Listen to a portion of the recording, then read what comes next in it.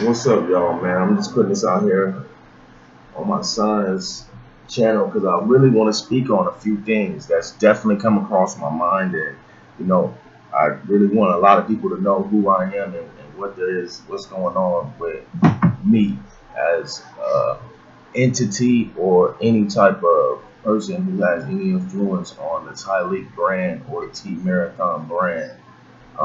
That's my son, and I'm not him. He's not me. My points of views and opinions are mine and mine alone, and so are his. Um, One of the things I want to talk about is just where I'm from. I'm from Illinois. I grew up in Illinois. You know what I'm saying? And the thing that's going on with dude, FBG Duck, he just got killed out there in Chicago at a nice shopping mall where it's clearly somebody seen him and decided, oh, let me call or do whatever I gotta do, run to the car, do whatever I gotta do to catch him off guard. Or they were following him. Either way, it's a fucked up situation. Either way, it's nuts. In the ideal of, black prosperity and the ideal of the COVID and just everything that's going on in general. For somebody to feel like, knocking off one of our leaders, if you agree with what he does, just like they've been doing to us for years. So it's like it bothers me so much to the point that I had to make a video right now about it, and a few other things that's going on that I just feel like my son ain't gonna be able to touch on the way that I want the world to feel from the T Marathon brand. You know what I mean? We ain't behind none of that. We from Illinois. I got it tatted all over my body, all on my back. I put in plenty of time in Cook County. I put in plenty of time in Graham Correctional. You can look me up right now. I got my number tatted on me right now, SO8793. If that in your mind makes you a real nigga, or in your mind solidifies who I am, then boom, that goes to show that. But I also am a father, a single father, a minority father, and I'm 29 years old, not even 30. And this right here is not what a man is to me. This means nothing to me, and I regret it every day. I regret that I labeled myself and put this number on myself for my kid and for everybody around me to always ask, what is that for? And me have to explain that part of my life, which is no longer my life. So, and if anybody know anything about anything from Illinois or Chicago, it's a gang-ridden state and city. It's a very democratic state and city, and there's plenty of problems to go on for hours and hours and hours. So I'm not trying to talk about everything. I'm just trying to talk about a few things that I just feel like is too important or too mature to allow my son to speak on, and to allow him to open up that box, because that's what he does. He's a reporter, and he researches every video that he does extensively. He makes sure that he takes the time out to give credit to all people, and even if you don't see it, he gives credit to all people, and everywhere he gets his information from, he is a sponge of information. He absorbs it, literally. So I don't want him to even open the box of what is going on with Duck and what's going on with the BDs and the GDs and the vice lords and all of that in Illinois and the Midwest as a whole.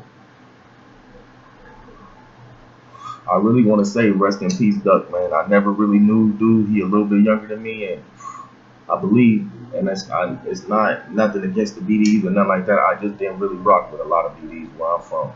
It was nothing but a lot of the gangsters, a lot of folks, a lot of GDs. There was a bunch of new breeds, but besides that, not a lot of BDs. But long story short, what I'm saying is, with the killing and the violence that happens in Illinois is unacceptable on a level that is pushing people out of Illinois. I'm one of them. I've left to try to get my son away from that whole craziness, and I don't even believe that we will be able to see the success that we see in life right now if we would have stayed there. I don't believe I would be alive right now if I would have stayed there. I don't believe it. If I was alive, that I wouldn't be sitting off somewhere in Stateville or somewhere in Menard or somewhere like that. You know what I mean? Right now, with some hyped up, crazy, nuts charge, because they give people football numbers out there for the smallest things, and they make killing people and living that lifestyle like it's part of the culture. That's not part of our culture. It's never been part of our culture to kill one another. And the statistics and the numbers, you know, they speak volumes, but they don't speak to the individual. They don't speak to the household. They don't speak to the moms and the daughters and the fathers and all the people who have to bear the brunt of what these senseless deaths cause. These senseless deaths cause pain in people's lives that they'll never get over.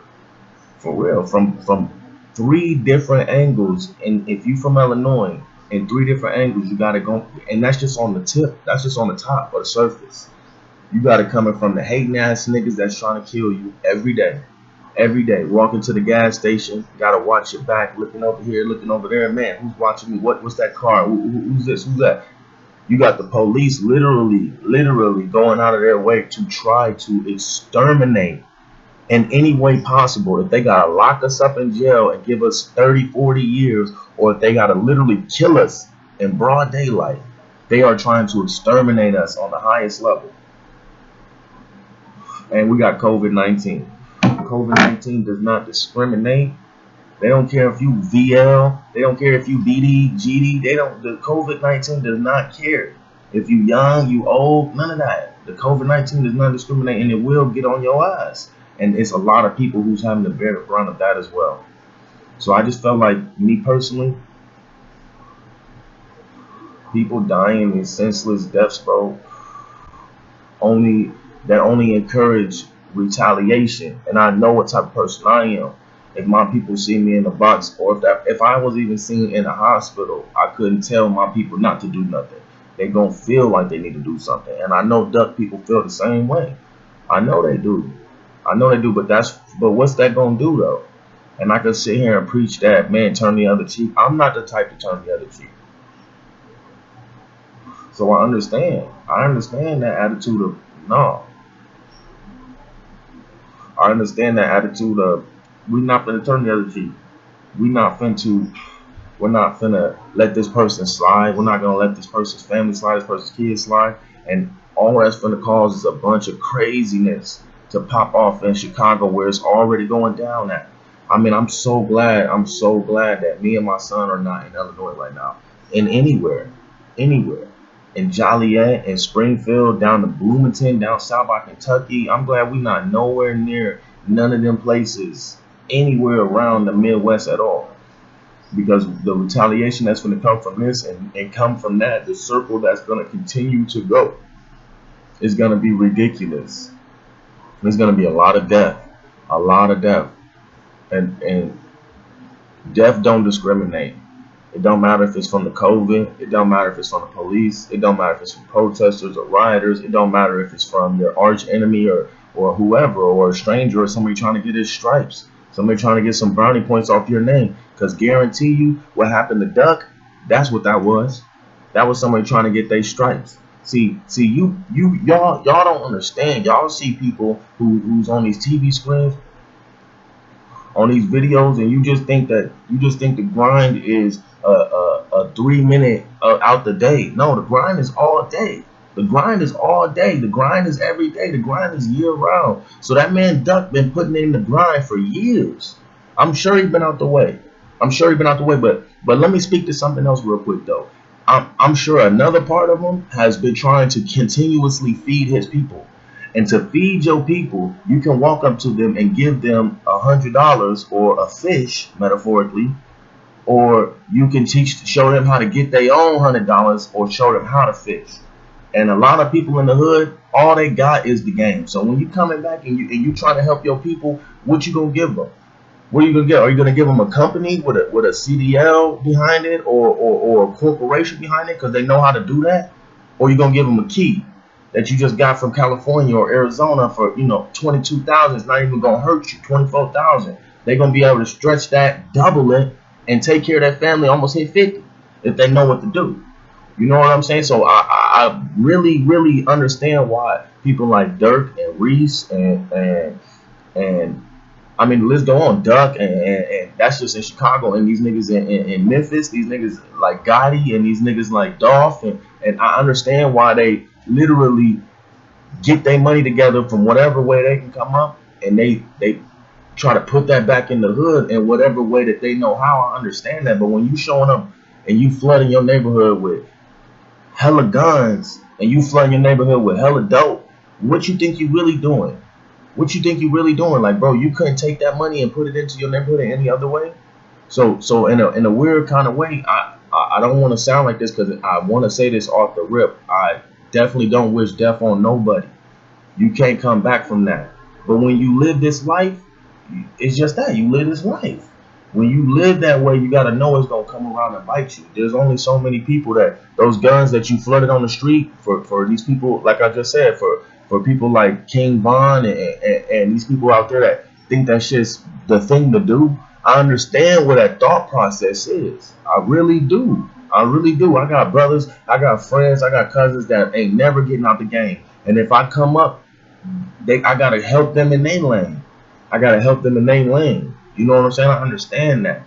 If I want to help, if I want to make a difference in their life and show my appreciation for what they did for me, for the things that they were able to look out for me doing, and that they got from their lane, I'm gonna have to help them in their lane. You see what I'm saying? So that's understandable, but at the same time, we gotta understand what we're doing. We gotta understand what we're doing to our kids, bro. Understand what we're doing for the future. We're not shorties no more. Ain't none of us teenagers. We're not 13, 17, 21. We not that, bro. We 30. We 30. We are fathers. We are uncles. We are the next. We got so many people looking up to us. Bro, my son didn't just wake up and say, I want to go and fill out the paperwork for a charitable organization or a trademark or LLC. No, he woke up and said he wanted to be a YouTuber. So that's where I have to combat the what he wants with my knowledge, with what I know as a 30-year-old man. For real, like, we gotta lead if we ever want this cycle to change. And what's happening in the political field, things are gonna change by themselves.